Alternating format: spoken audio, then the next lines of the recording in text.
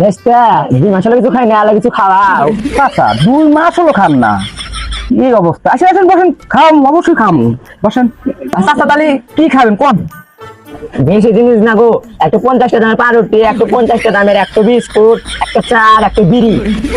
আল্লাহ ফকির আর style কি একসাথে পড়ো খায়। আচ্ছা, খাই।